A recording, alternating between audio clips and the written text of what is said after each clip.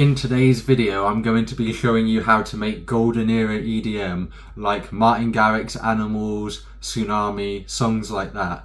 So that's what we'll be doing, and the song we're going to be using for this tutorial is my brand new song Bring the House Down, which is out now on all streaming platforms, or you can just check it out right here on my YouTube channel. So yeah, let's get into it.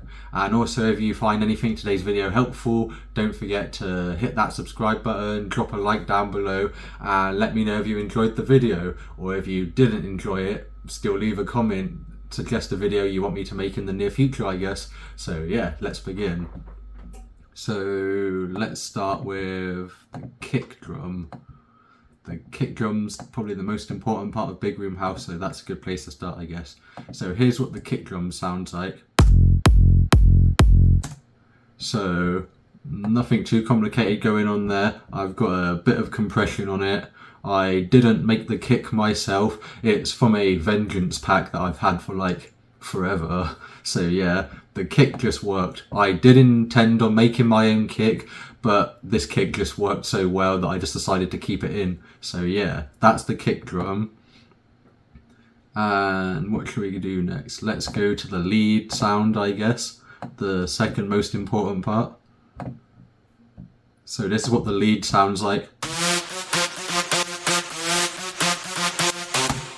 So I've got a bit of sidechain on there, not too much. I don't have the sidechain ducking all the way down, which I think a lot of people might find interesting, as a lot of people seem to struggle with the correct amount of sidechain to use. I have mine at like, 85–90%, so not quite all the way, but pretty close to all the way. So yeah, that's how I do my lead sidechain, at least for this specific song. And in order to get that kind of groove, I've got some extra notes in here, and these notes kind of glide up into these ones, so then you get that kind of bendy note sound, which is what makes it kind of bouncy, I guess. So yeah, that's how I did that. And then I've also got like some EQs, making the lead a bit wider, just little things like that really, nothing too complicated. Removing the low end from the lead, basic things like that. And I also have a little bit of extra EQ on the group channel, just because that's what I do sometimes. I just put EQs on the group channel and EQ that entire group together. Some people might not think that's a good idea, but it works for me, so that's what I do. And yeah, so what should we look at next? We have this kind of effects sound here. Yeah, nothing too complicated, just a bit of white noise to add some air to the mix, a bit of EQ, a bit of sidechain, not too much sidechain on the white noise, as you really want the white noise to cut through in the mix. So if you have it too sidechained, you'll barely hear it over the lead. So yeah, then if we move further on in the track, we've got some claps. So this clap's a bit wider. I've got this EQ thing on here which basically EQs the left and right ear differently, so you can make sounds really wide. So I've got that on this clap, and then the other clap, that one is more mono. So then they both kind of work together to fill up that range. With the claps, I wanted them to sound a bit more rough. I didn't want them to sound too polished, as this track is inspired by the early 2010s era of EDM, and back then the claps were a bit rough. The effects in general were a bit too loud, a bit muddy, so I kind of wanted to match the mixing of back then. At least in a lot of tracks, that's how it was back then. But yeah. Then I've got some fill stuff. Just like snare crash sound thing. Like a snare and a crash mixed together. Then a huge snare. Most common sound in big room house. Yeah. And then what else do we have here? We've got a synth here, which kind of acts as a sort of fill as well, I guess, which is just like a bendy thing. Yeah, that just helps fill up that drum fill area.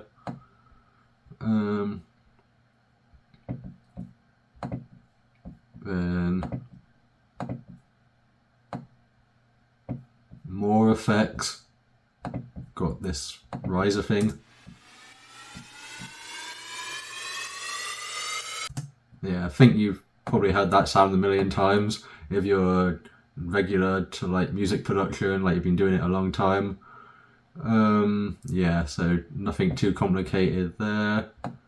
There's also a reverse on this effect as well, just for a bit of extra white noise.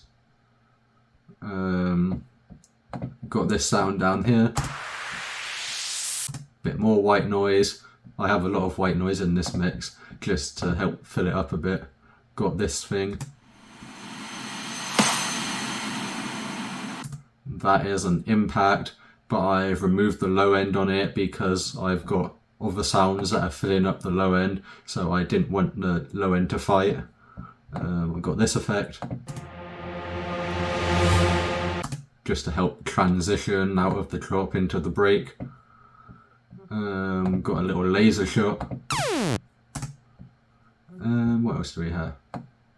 There's another synth sound in here somewhere. Let me see if I can find it. Here it is. So we've got this sound. And that basically helps add a bit of extra detail to the lead in the kind of ending of the drop, just for more detail.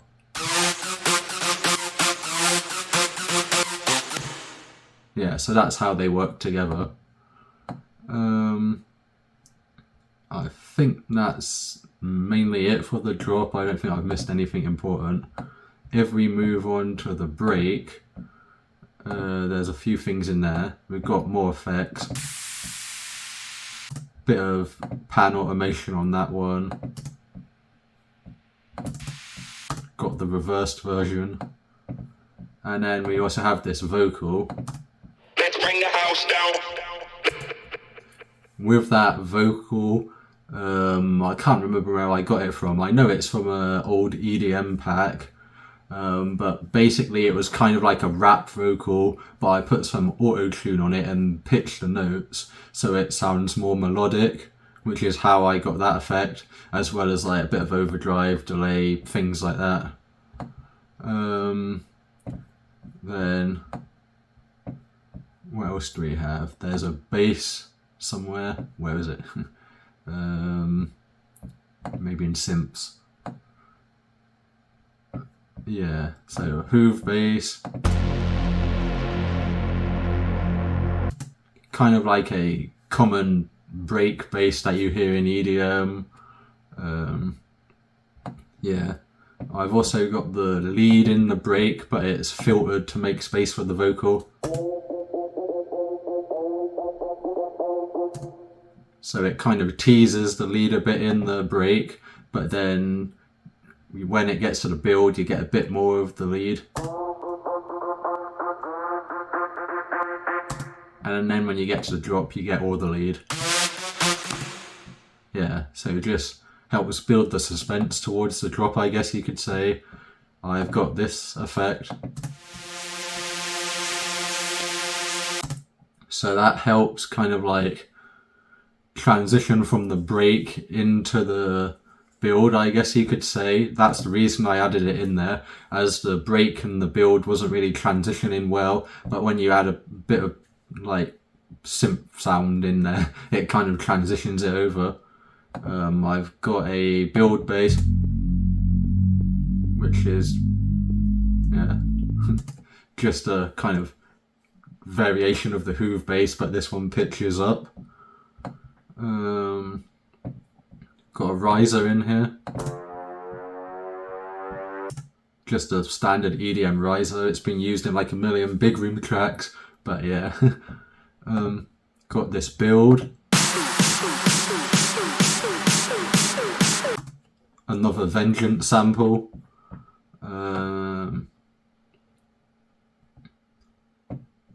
What do we have here? Got a altered cashmere feel with this sound just to add a bit of extra detail. So then when you play those both together, you get, yeah. And then right before the drop hits, we have the vocal, but it's pitched down an octave. Let's bring the house down. So that's what that sounds like compared to, Let's bring the house down. Let's bring the house down. yeah, so a little bit different. It's just lower down just to make it more aggressive right before the drop, I guess. So I think that's all the main things. I might have missed the occasional effect here and there that's not really too important to the overall track, but I'll now show you the master channel if you want, as a lot of people are obsessed with mastering. So on the master channel I have this compressor which is automated to lower the volume in the build up, so the drop has the illusion that it comes in louder. I have this utility on here which is automating the stereo width, so right before the drop the build up gets more mono, so the drop sounds wider when it hits. I've got a EQ on here which isn't particularly doing anything, it's just kind of lowering the mid frequencies down a bit so that the drop also sounds more full in the mid range when it hits. I've got this making the highs a bit wider, and this just boosting the high mids a little bit. And then this is what a lot of people will probably find value in, which is my master chain, like the actual thing that gets the track loud and full.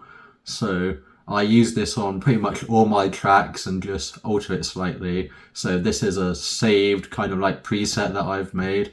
So I got a saturation on here at 18%.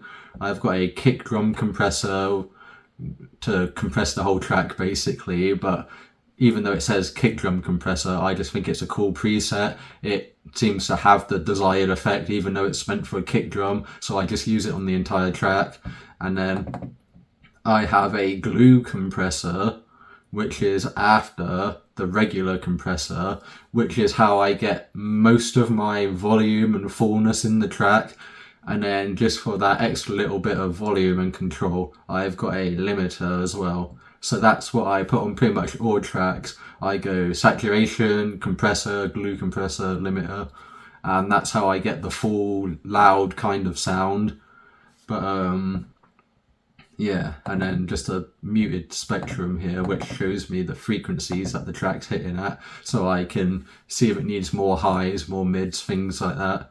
But that has no effect on the actual track, that's just purely visual so I can see what's going on in the track.